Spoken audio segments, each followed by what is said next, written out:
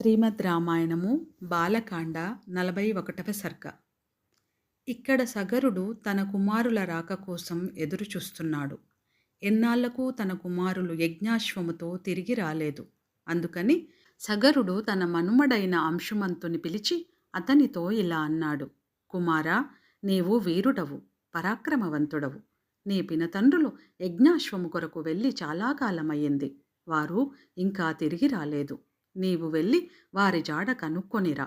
యజ్ఞాశ్వముతో తిరిగిరా. జాగ్రత్త, నీవు మహాబలవంతులతో పోరాడవలసి ఉంటుంది. కాబట్టి కావలసిన అస్త్రశస్త్రములను తీసుకొని వెళ్ళు. నీకు నమస్కరించిన వారికి తిరిగి నమస్కరించు. నిన్ను ఎదిరించిన వారిని నాశనం చెయ్యి. విజయుడవై తిరిగిరా అని పలికాడు. సగరుడి మనుమడు అయిన అంశుమంతుడు తాతగారికి నమస్కరించి తన పినతండ్రులను వెతుకుతూ బయలుదేరాడు. అంశుమంతుడు తన పినతండ్రులు తవ్విన మార్గమును వెతుక్కుంటూ వెళ్ళాడు. దారిలో అతనికి దిగ్గజములు కనిపించాయి. వారిని తన పినతండ్రుల జాడను గురించి అడిగాడు.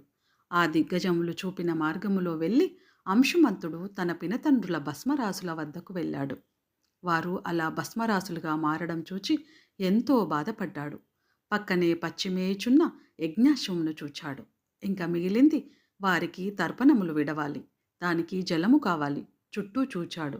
ఎక్కడా జలాశయము కనబడలేదు. అప్పుడు గరుడు అక్కడకు వచ్చాడు. గరుడు వరుసకు సగరపుత్రులకు మేనమామ అవుతాడు. గరుడు అంశుమంతుని చూచి ఇలా అన్నాడు: కుమారా, నీ పినతండ్రుల మరణమునకు చింతింపకుము. వారి మరణమునకు లోకములంతా హర్షిస్తున్నాయి. నీ పినతండ్రులు అటువంటి దుర్మార్గులు. వారు కపిల మహర్షి శాపముతో భస్మమయ్యారు. వారికి ఉదక తర్పణం ఇవ్వడం ఉచితము కాదు. నీవు గంగానదిలో వీరికి తర్పణములు విడుము. ఆ గంగానదీమ తల్లి వీరి భస్మరాశులను తడిపినప్పుడు మాత్రమే వీరికి స్వర్గలోక ప్రాప్తి కలగగలదు. కాబట్టి నీవు వీరిని గురించి చింతింపక హయమును తీసుకొని పోయి నీ తాతగారి యజ్ఞమును నిర్వర్తింపుము అని అన్నాడు.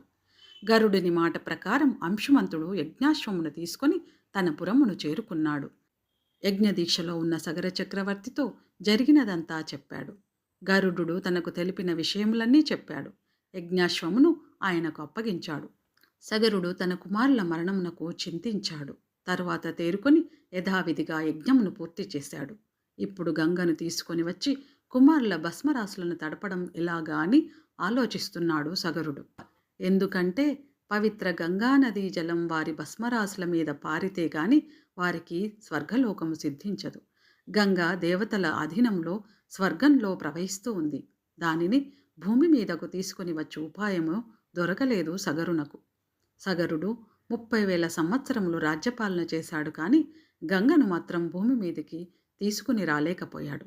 కాలం తీరి సగరుడు స్వర్గస్థుడయ్యాడు. ఇది శ్రీమద్ రామాయణము బాలకాండలోని 41వ సర్గ సంపూర్ణము.